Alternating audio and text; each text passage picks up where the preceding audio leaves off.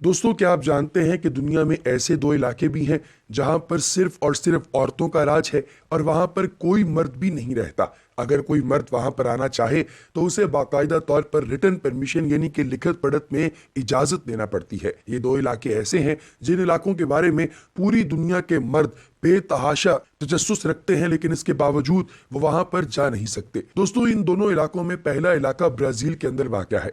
इस इलाके के अंदर अगर कोई शख्स जाना चाहता है तो उसे बाज़ाब्ता तौर पर इस इलाके की बड़ी माँ यानी कि इस इलाके की जो गुरु है उससे लेटर लेना पड़ता है, परमिशन लेटर लेना पड़ता है, और उसके बाद वो इस इलाके के अंदर दाखिल होने के काबिल होता है। ये इलाका किस तरह से शुरू हुआ ये आपके साथ शेयर करते हैं, लेकिन वीडियो में आगे बढ़ने से पहले चैनल को सब्सक्राइब करें, बेल आइकन पर क्लिक करें और कमेंट सेक्शन में अपनी कीमती राय का इजहार करें। दोस्तों, दास्तान कुछ यूं है कि एक औरत थी जिसके ऊपर फाहशा होने का इल्जाम लगाया गया था।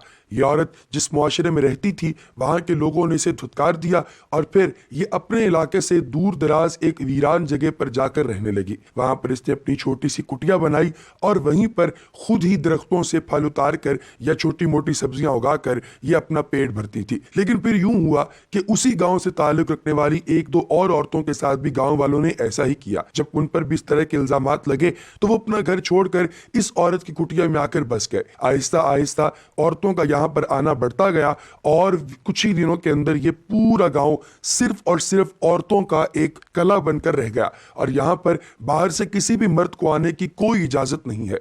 अगर कोई मर्द यहाँ पर विजिट करना चाहता है तो उसे एक पर्चा सॉल्व करना पड़ता है जिसमें बाकायदा तौर पर वो इस बात पर सिग्नेचर करता है कि जितनी देर वो इस इलाके में रहेगा वो इन्हीं औरतों की, जो कि औरतें यहाँ की सरबराह हैं, उनकी निगरानी में रहेगा, उनकी बात सुनेगा और जिस काम से वो रोकें उस काम से बाज आएगा।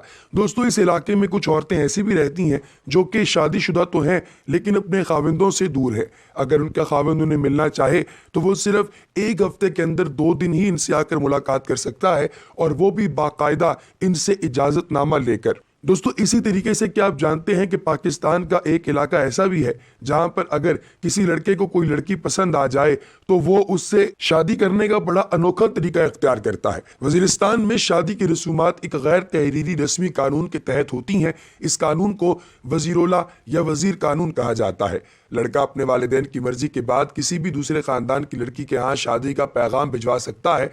अगर लड़की राजी हो तो लड़का उसके दरवाजे के सामने जाकर हवाई फायरिंग करके उसका रिश्ता मांगता है। इस रस्म को इलाकाई जबान में जाग पे वका कहा जाता है। लेकिन अगर लड़की रिश्ते से इनकार कर दे और लड़का इस पर मुसर रहे और उसके घर के बाहर फायरिंग कर दे तो फिर एक बड़ा खून खराबा हो सकता है। दोनों की रजामंदी के बाद मंगनी होती है जिसे मकामी जबान में लोसनीवाई कहा जाता है।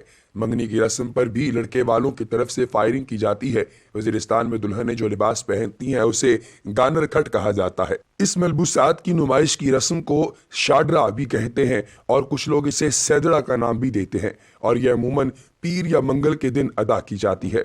दोस्तों, सैदड़ा के 3 दिन बाद शादी शुरू होती है। लड़के वाले लड़की के घर आते हैं। उनकी आमद पर लड़की उनके लिए अपने हाथ से तरह तरह के खाने बनाती है और लड़की वाले लड़के वालों पर मुख्तलिफ रंगों वाले पानी का छिड़काव करते हैं और उनको कंकरियां मारते हैं।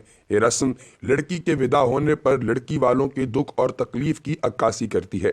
अगले रोज लड़की वालों की तरफ से एक बड़ी जियाफत का एहतमाम किया जाता है और मजे की बात यह है कि इन तमाम रसूमात और जश्न में दुल्हा शरीक नहीं होता। वो इस अपने घर में रहता है और अपने घर वालों और दुल्हन की आमद का इंतजार करता है।